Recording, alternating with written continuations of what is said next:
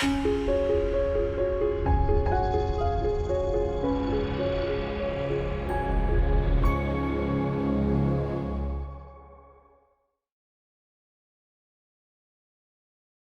morning, everyone. Having looked to the previous presentations, it looks like we have been instructed to start with a metaphor. It's not the case. However, I want to start with a metaphor.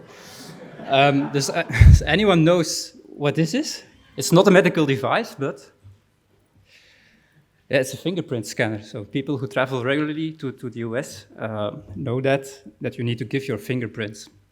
Why you need to give your fingerprints, or it can also be DNA nowadays, because it's a unique identifier.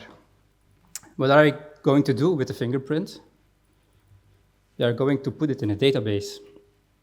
And why are they putting it in a database? Well, because maybe years and years later, there's a criminal investigation, they find a murder weapon, and they detect the fingerprint. What is the police are going to do? They are going to screen the fingerprint in the database. And hopefully, they will find the murderer. And if they find the correct fingerprint, murderer is identified and he has a big problem. So, fingerprint, database, unique identification. It's possible I spoiled now a kind of conclusion of my presentation. Keep it in mind. As Ans told you already, we need to use different analytical techniques to cover all the broad range of extractables and leachables. And in this presentation, I will talk about identification part. Identification of a compound or an extractable or leachable preferably is with a unique identifier, a Cas number or a chemical structure. I just want to show my favorite chemical structure. Coffee addicts know what it is. We need to use the different techniques. It's a little bit a repetition of the talk of Ans, but I want to repeat it because it's one of the good identification practices, because it mitigates the risk of missing compounds in an extract. So I think it's a kind of good identification practice to use different analytical techniques to cover as much as possible organics. How an analysis looks like in the lab. First of all, we obtain a chromatogram, and the chromatogram is the analytical output of a chromatography system, which can be gas chromatography or liquid chromatography. In fact, it shows you the signal intensity of the detector in function of the analysis time. You see different peaks appearing on that graph. A peak is characterized by a retention time, which is already a kind of discriminator for an identification.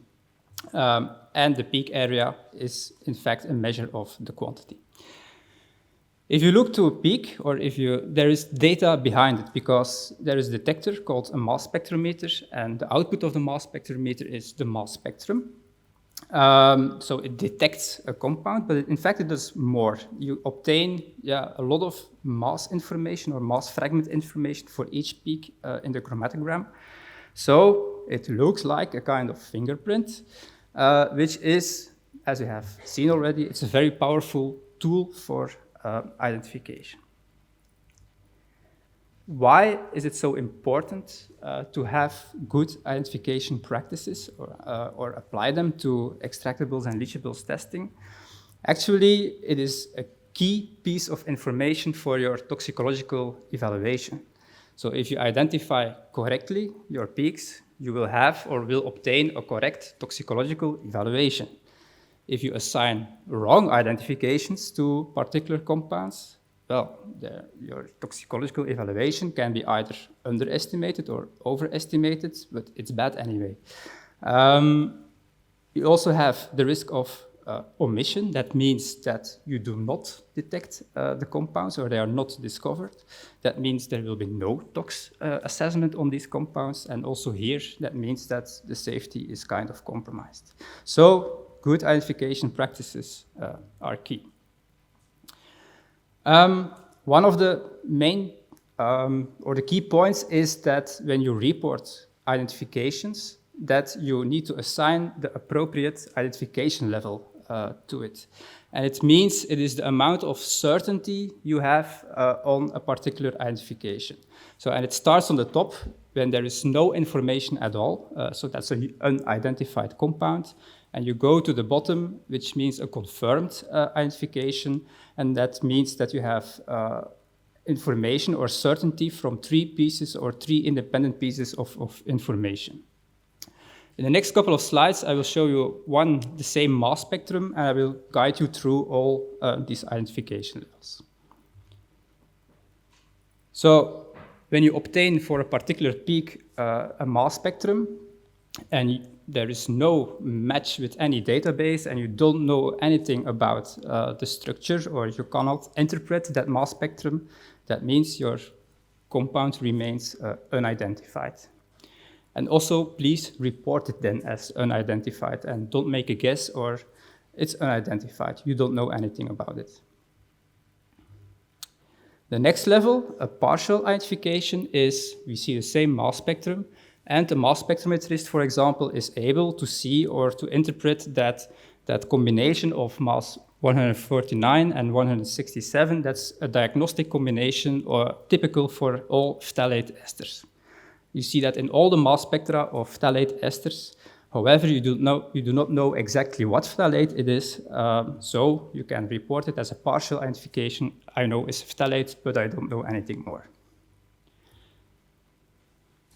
The next level, a tentative identification based on an interpretation, which is based on one dimension of information, is that the mass spectrometrist is able to interpret the full mass spectrum. He sees particular mass neutral losses in the mass spectrum, from which he is able to derive or to propose a structure. In this case, a dioctyl phthalate, because we see 2 times the loss of a CA chain. But how sure are you about that identification? Because if you can propose dioctyl phthalate, but maybe it's also possible that the configuration is different, or your alkyl chain is branched. These are 2 structures with the same nominal mass, where I expect that the mass spectrum will more or less look the same. A more common way in the lab to obtain a tentative identification is by spectrum matching to a database. It remains a one-sided piece of information. I think we are all familiar with the NIST library or the Wiley library. These libraries contain a wealth of reference spectra for GCMS in this example. So you are going to search your mass spectrum against such a reference library, and you obtain a kind of hit list. It is really called a hit list, with the best matching compounds, reference compounds in this database. And you get a lot of parameters that you can use to interpret how good your match is. There is a match factor, reverse match factor, probability.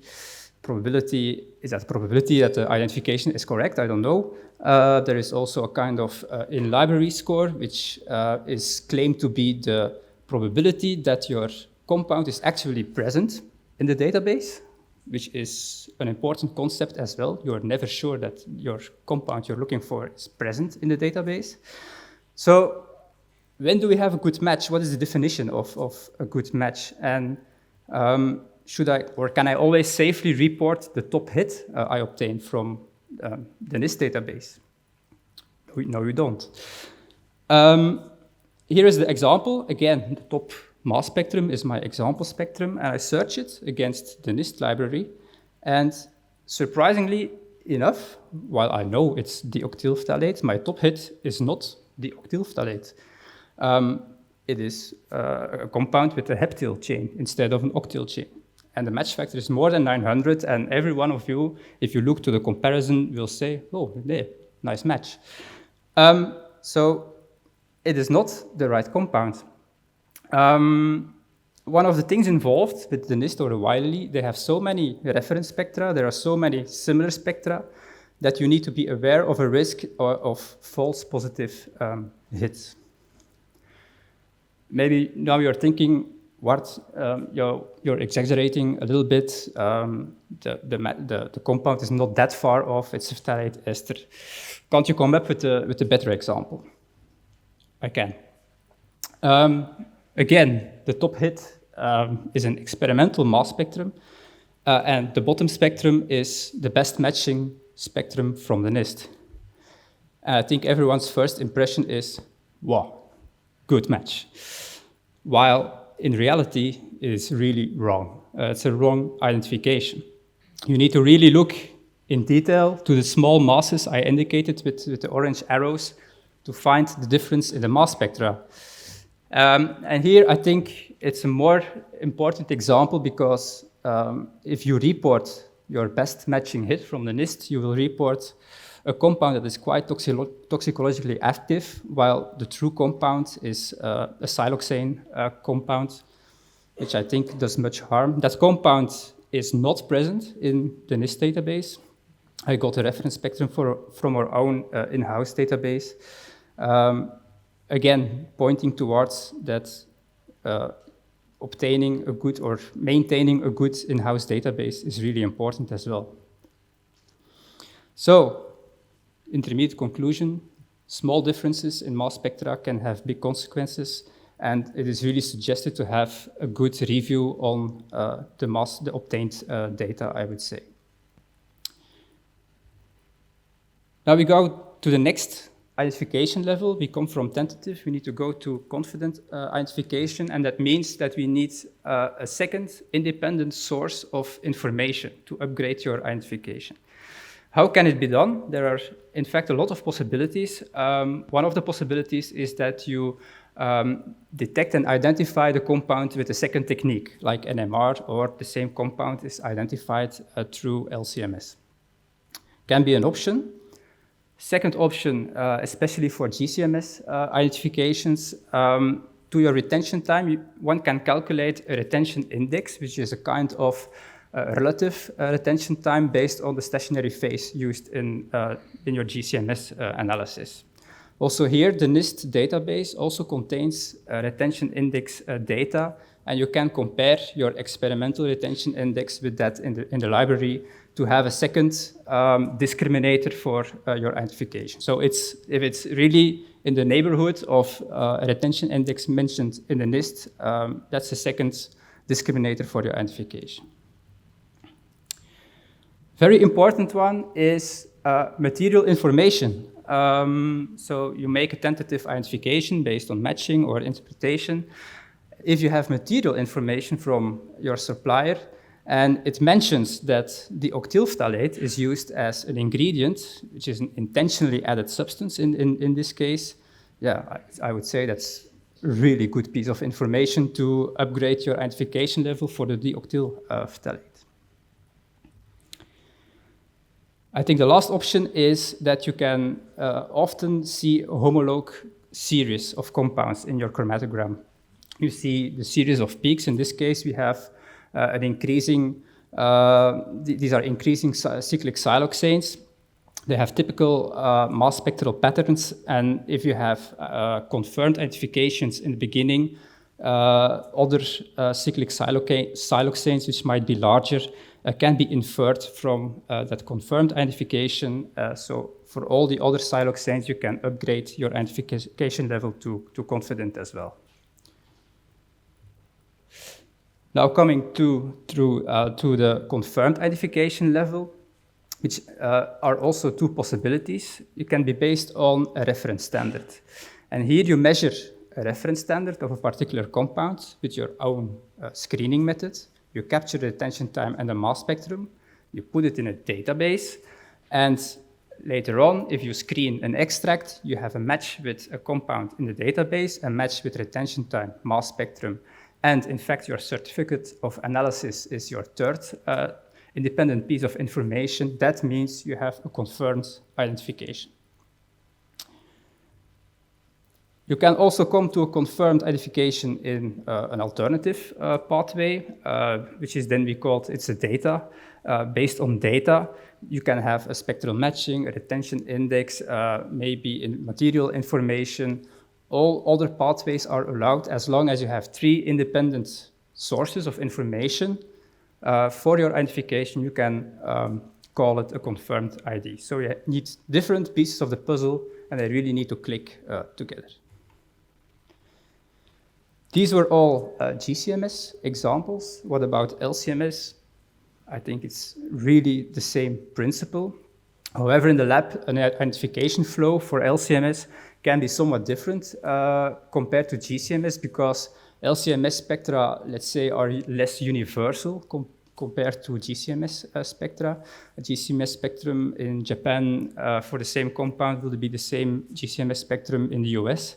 For LCMS, it's more manufacturer or brand dependent, your spectra. Also, the parameters you use for obtaining the mass spectra have a larger influence.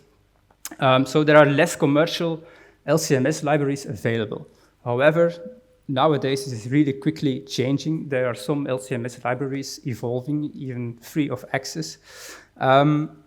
Also, I think many labs already use high-resolution accurate mass LCMS instrumentation, which can be an extra dimension for the identification, and also on-the-fly collection of MSMS data can also be used as an extra dimension. About the use of high-resolution and MSMS, I will come back to that a little bit later. I just want to show an example. If you analyze an extract with LCMS and you don't have any database at hand, well, you get maybe a long list of accurate masses attached to a retention time. But without a database, it will really take you a huge effort to make an identification for all these compounds. But really a huge effort. It will take a lot of time. While if you have an in-house database, also for LCMS, well, if you have matches with your in-house database, these identification, they roll out. It's very efficient. So in fact, that's the most convenient road to confirmed identification. The last part is my favorite topic about structure elucidation itself. And in fact, it comes from the fact if you have reported unidentified compounds and the concentration level is too high, is above the applicable threshold, you need to identify the compounds in order to obtain appropriate toxicological evaluation. So it's needed to de-risk that compound. Structure elucidation, or we also call it a second pass identification, it is meant to further increase your identification level because the identification level is also used by the toxicologist. The lower the identification level, the larger the margin of safety that will be used. So if you need to decrease the margin of safety, you need to increase your identification level. So, and the goal is to collect a set of supporting data to increase your identification. For that, you need high-end instrumentation, very high resolution, accurate mass. And just to give an example why the accurate mass is so important, imagine you need to, or you want to develop a kind of sensor that is able to detect CO in the air. So if the level of CO is too high, an alarm must go off to warn you, escape. It's not so easy because the nominal mass of CO is 28, and you are measuring in an air environment. What is the main component of air? It's nitrogen, dinitrogen, nominal mass 28. So you have a problem. However, if you look to the exact masses of both atoms and you add them up, you see that there is a small difference in accurate mass between nitrogen and CO. So in order to separate nitrogen and CO, you need high resolution. And you need to go up to a resolution of 10,000 to obtain a very good separation of these two gases. Obviously, it's also applicable to the real ENL world. When we have two compounds with a nominal mass of 102. Here we have two compounds, a C5H10O2 and a C4H10N2O. And you really need to go to a resolution, I think more than 20,000 in this case, in order to separate both substances. And when you can confidently say, look, the accurate mass of one compound is this one, accurate mass of the other compound is that one, and it's very important because, the same nominal mass can be either a quite innocent ester, or it can be a very toxic nitrosamine. Some key takeaways concerning the high resolution. The accurate mass alone, it does not or never delivers a structure on its own, but it delivers the elemental formula. High resolution, on its turn, it also does not deliver the structure, but it enables to separate the molecules, as well as you can use the isotope fine pattern to confirm your elemental formula. So in fact, all these analyses, it's also a key or a piece of the puzzle for an identification. This is an example, what I touched upon a couple of slides before, an MSMS analysis. It means you will select your molecular ion, which is the intact structure. You will apply energy to it. It will fragment in pieces, and all these pieces of your structure you will also detect with a second mass spectrometer with accurate mass, and you can start puzzling based on all these masses what your proposed structure can be. And your proposed structure, of course, preferably needs to fit your experimental data. It's a small team at Nelson Labs, the structure elucidation team, but it's a lot of fun. We have, to come to MS-based identification, it comes from all directions. You have all the analytical data, high resolution, accurate mass, but you also need really good chemists, people with knowledge of the materials, of polymers, and so on and so on. So it's really a team effort. You use literature, you use the chromatography data. All together, you collect all the information in order, and from all that information, you propose a structure. So, time for the wrap-up of good identification practice. What have we learned today? 5 things. First of all, use the complementary analytical techniques because it reduces the risk of the omission, so not detecting compounds. Again, report appropriate identification levels because it's really important for the toxicological part, because we define the margin of safety because of depending on the identification level. Do what is right in that case.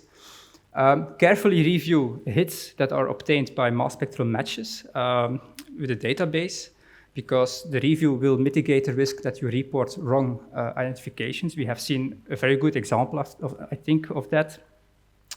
Also, collect supporting information, which can be literature or material information from the supplier, because all supporting information can help in increasing your identification level. And the conclusion I spoiled in the beginning of my presentation is to develop and maintain a large in-house database, because it's so convenient to come to a confirmed identification. It also mitigates, again, the risk of reporting wrong identifications or even missing compounds.